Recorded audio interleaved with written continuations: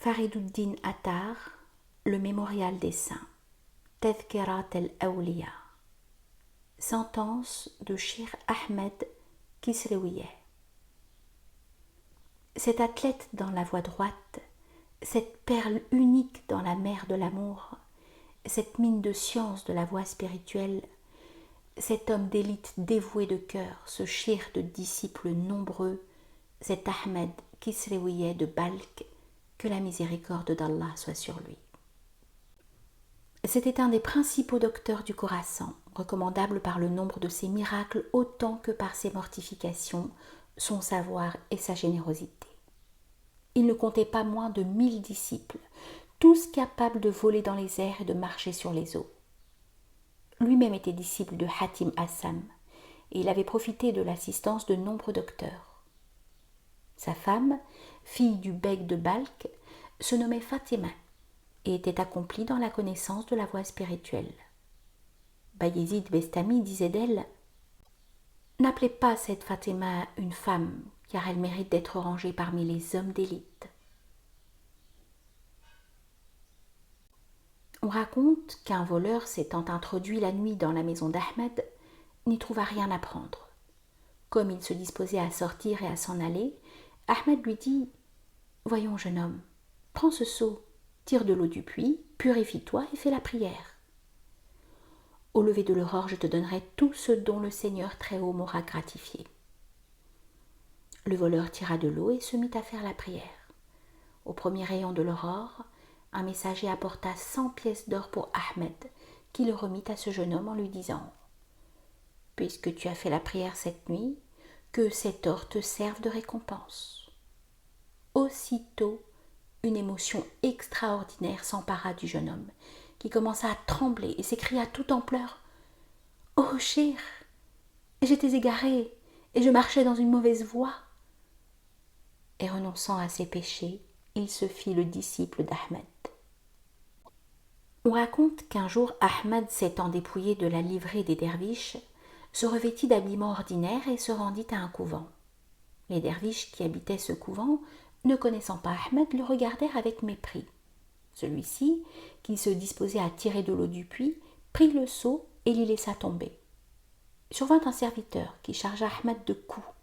Ahmed se rendit auprès du shir du couvent et lui dit « Allons, shir, récite une fatiha afin que le seau remonte du puits. » Comme le shir restait tout étonné de ces paroles, Ahmed ajouta « Si tu ne veux pas réciter la fatiha, permets-moi de le faire. »« Soit, récite-la, » dit le shir. Ahmed n'en eut pas plus tôt récité une que le seau remonta à l'orifice du puits. Le shir, témoin de cette merveille, tomba aux pieds d'Ahmed en lui disant « Qui es-tu donc, toi qui as captivé mon âme ?»« Ô shir, lui répondit Ahmed, recommande à tes compagnons de ne plus regarder les étrangers avec dédain. Pour moi, je m'en vais. » Une autre fois, un homme vint trouver Ahmed et lui dit « Ô shir, je suis un pauvre misérable.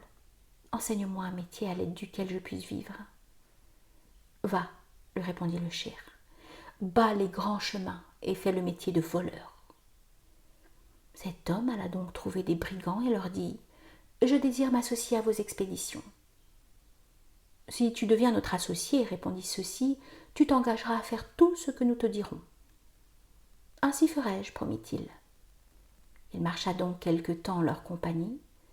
Un jour, ils tombèrent sur une caravane et le capitaine des brigands donna l'ordre au nouvel associé de couper le cou au chef de cette caravane. « Je suis tout prêt à le faire, répondit cet homme, et sans hésiter, il tira son sabre. Puis, rentrant en lui-même, il se dit « Au lieu de tuer injustement ce malheureux, je vais ôter la vie au capitaine de ces brigands. » Et sur le champ, il lui asséna un coup mortel, ce que voyant, toute la bande des voleurs s'enfuit, et les marchands furent ainsi délivrés. En retour, ils lui firent de si riches cadeaux qu'il se trouva dans une position fortunée. Un jour, quelques derviches demandèrent l'hospitalité dans la maison d'Ahmed. qui les reçut avec distinction et leur servit plusieurs plats recherchés. Lorsque la nuit vint, il alluma 70 flambeaux. « À quoi bon allumer tant de flambeaux et faire des cérémonies ?» dit un derviche. « Mais, fit observer Ahmed, ce n'est pas pour la parade, c'est pour honorer le Seigneur très haut. Si tu doutes de mon intention, lève-toi et éteins quelques-uns de ces flambeaux. » Le derviche se leva en effet, mais il eut beau faire, soit en y versant de l'eau, soit en y appliquant de la terre, il n'en put éteindre aucun. Lui et tous ses compagnons furent frappés de stupeur. Le lendemain matin, Ahmed, prenant avec lui ses derviches, se rendit à un temple d'idoles. Les chrétiens qui s'y trouvaient apportèrent toute espèce de mets qu'ils placèrent devant Ahmed.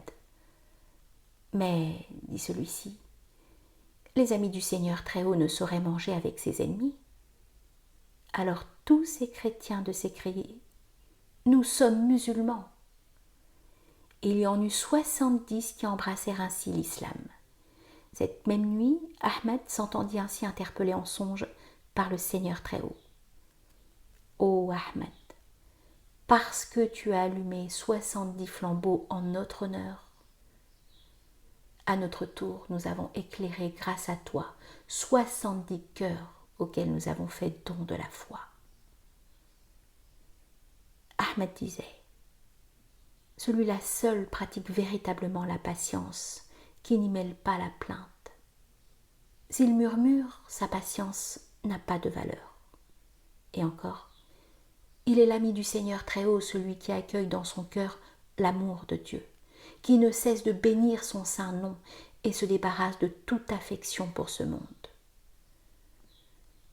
Quand Ahmed fut sur le point d'expirer, il devait 700 pièces d'or.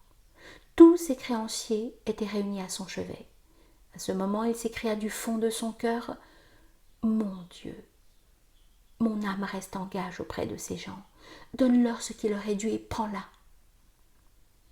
Il parlait encore lorsqu'un homme vint frapper à la porte et dit, « que les débiteurs d'Ahmed viennent toucher ce qui leur revient. » Tous sortirent en même temps et reçurent leur argent. Alors Ahmed fut transporté hors de ce monde.